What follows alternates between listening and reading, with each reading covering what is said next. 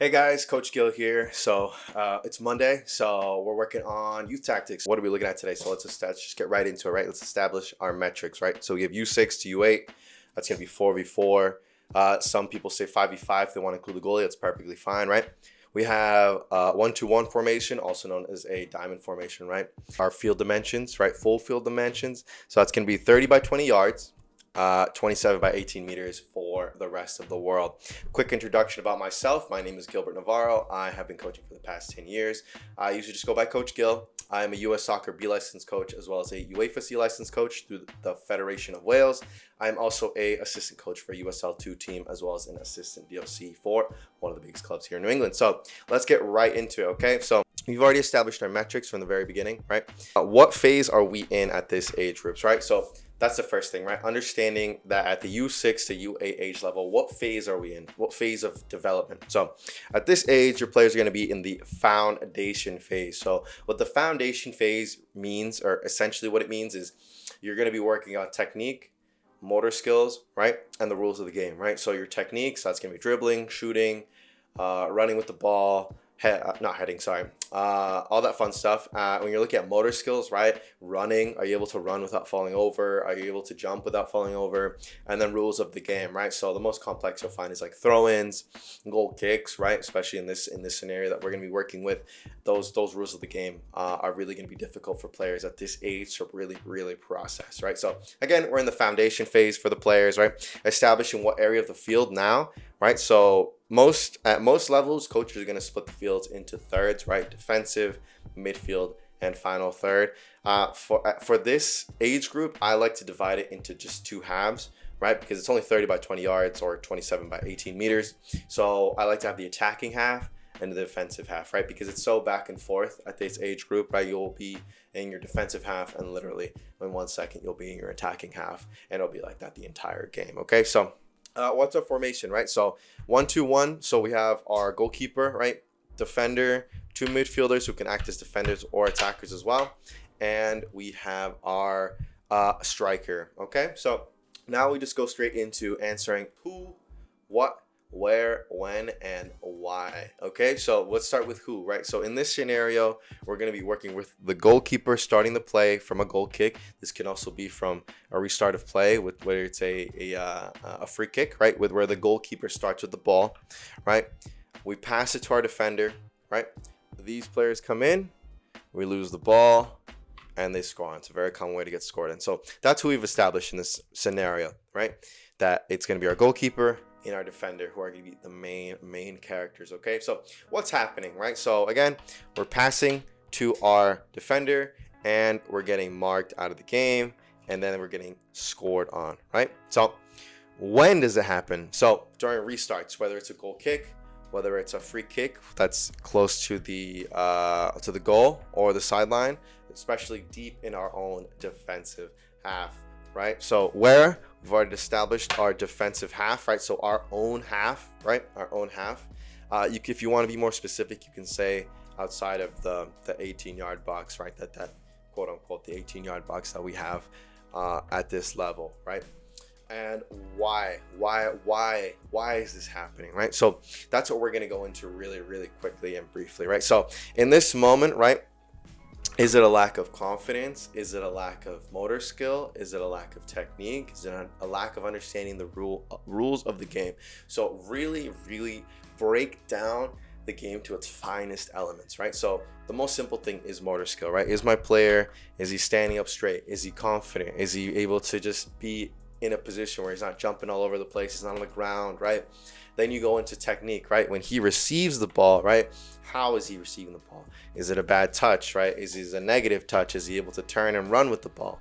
And then the rules of the game, right? That's something that I don't think really gets mentioned a lot, right? Does my goalkeeper know that he can pass it to the defender inside of his own box? Does he know that he can pass it to his defender in any other area, right?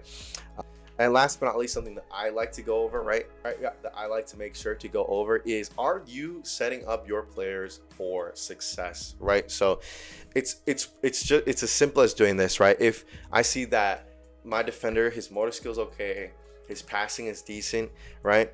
But he's just not understanding that, hey, this negative this negative position that you have when you turn, right? It's allowing the defense to press you, right, in that moment and give up a goal, right? Am I able to put my players in positions to succeed, right? Am I able to put my defender here and just say, hey, to the goalie, are you able to pass it to the defender just from here, just to get the play started? Or vice versa, am I able to get the defender to play it and play to the goalie so this guy can go up and the goalie can go up as well, right? So now that's starting to play into low skill and higher skilled abilities, right? So passing it to a goalkeeper is a lot more complex. It's a lot more pressure, right? So that's more in the higher skill threshold. So let's just go back to what we were working with in the very beginning, right? So if I am playing to my defender, what is something that you could teach players of a lower skill, right? That can help them assist and set up your team for success. So in this moment, you got to think of the wide roles, right? If these players are all here in the middle and they're not creating space for their teammates, right? They're just going to get marked out of the game immediately, and then boom, we concede a goal again, right? So now when you start looking at the game, right, and you're telling your players, hey, once the ball is played, I need you to go out wide, right? Because then this forces the defenders to cover more ground, right? You're able to have more time to play a ball out wide, right?